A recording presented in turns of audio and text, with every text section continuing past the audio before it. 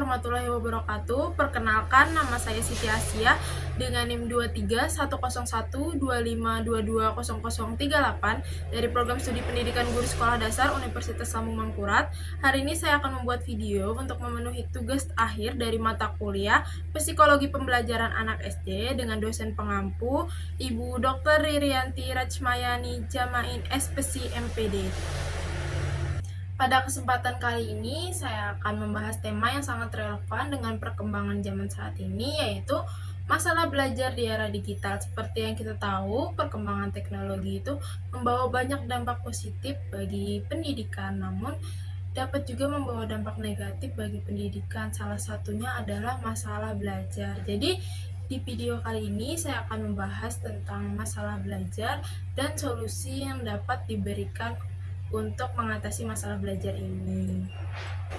Seiring dengan perkembangan zaman, anak-anak sekarang hidup di dunia yang penuh dengan sosial media, gadget, dan juga internet. Nah, sebenarnya perkembangan zaman ini bisa membawa dampak positif, namun kehadirannya juga dapat membawa dampak negatif bagi siswa. Salah satunya itu memunculkan tantangan atau masalah belajar baru, yaitu salah satu contohnya adalah kecanduan gadget. Kecanduan gadget ini dimana anak itu lebih tertarik bermain game, bermain HP daripada melakukan kegiatan produktif lainnya. Ini tuh membuat si anak jadi kesulitan memahami pelajaran, jadi tidak fokus, jadi kurang memahami pelajaran dan kurang motivasinya dalam belajar. Itu dapat mengganggu prestasi akademiknya si anak.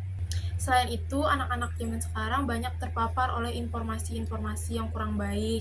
Jadi mereka mengambil tanpa memfilter semua informasi yang ada di sosial media, ada di internet, pokoknya semuanya mereka ambil. Misalnya ada hal-hal yang lagi viral kah, atau kata-kata yang lagi viral, mereka langsung mengambil semuanya dan mempraktekannya tanpa tahu itu tuh baik atau benar.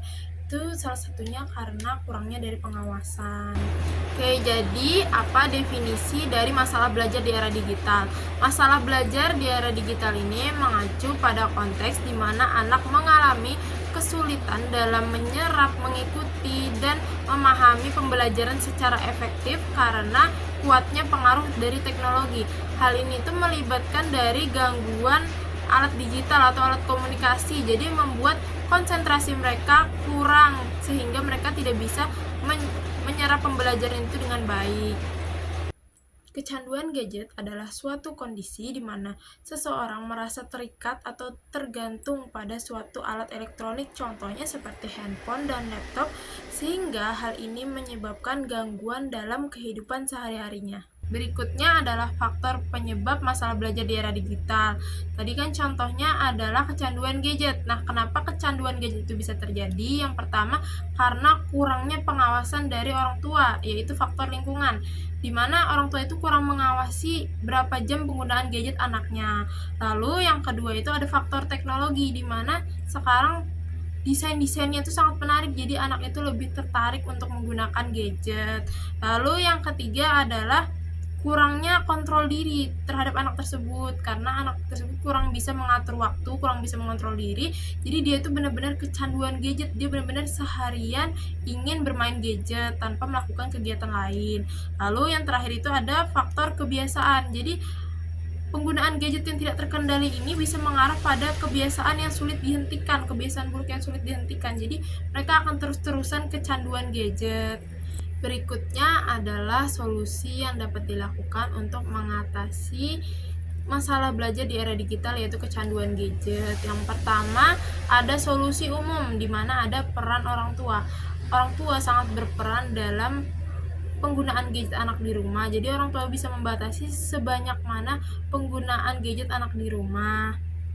Dan orang tua itu bisa membuat jadwal kapan anak bisa menggunakan gadget dan kapan anak harus melakukan kegiatan produktif lainnya seperti belajar atau mengerjakan tugas. Berikutnya adalah solusi umum yang kedua adalah peran guru dan sekolah. Jadi guru itu harus mengenali tantangan dan menggunakan teknologi secara bijak dalam proses pembelajaran. Contohnya, guru bisa membuat pembelajaran lebih menarik dengan teknologi, misalnya pakai video pembelajaran atau menggunakan PPT. Jadi anak tuh lebih tertarik untuk belajar dan dapat memahami pembelajaran dengan baik. Solusi spesifik dalam psikologi pembelajaran anak SD. Yang pertama adalah pendekatan personal dalam pembelajaran. Ini bisa memberikan tugas yang contohnya bisa memberikan tugas yang menarik, atau memberikan kuis interaktif, atau membuat permainan. Jadi membuat keterlibatan anak itu lebih banyak dalam aktivitas belajar. Lalu yang kedua itu ada mengembangkan literasi digital anak. Itu kita melatih dan mendidik anak untuk bagaimana sih menyaring informasi-informasi yang ada di sosial media, dan bagaimana dia mengatur waktu agar tidak kecanduan dan terdistraksi terus-menerus oleh gadget.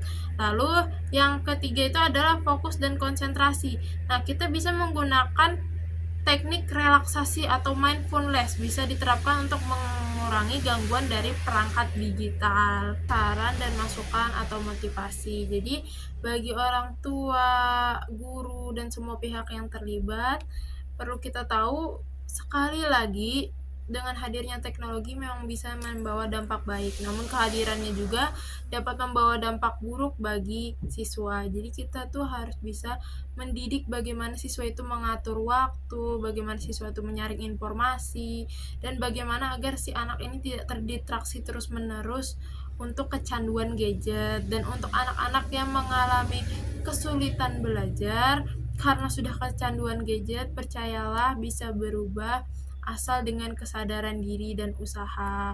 Mulailah mengatur waktu dengan bijak agar kalian tidak kecanduan gadget lagi.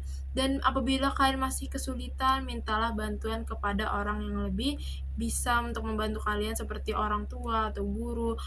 Dan kalau misalnya memang kalian lebih kesulitan, tetap kesulitan, bisa meminta bantuan dari para ahli lainnya seperti psikolog atau lain-lainnya. Dan yang terakhir, semoga video ini memberikan pemahaman dan motivasi untuk kita semua dalam menghadapi tantangan belajar di era digital ini. Terus berkembang, terus semangat, dan gunakan teknologi dengan baik dan benar. Sekian, terima kasih. Wassalamualaikum warahmatullahi wabarakatuh. Hope you do.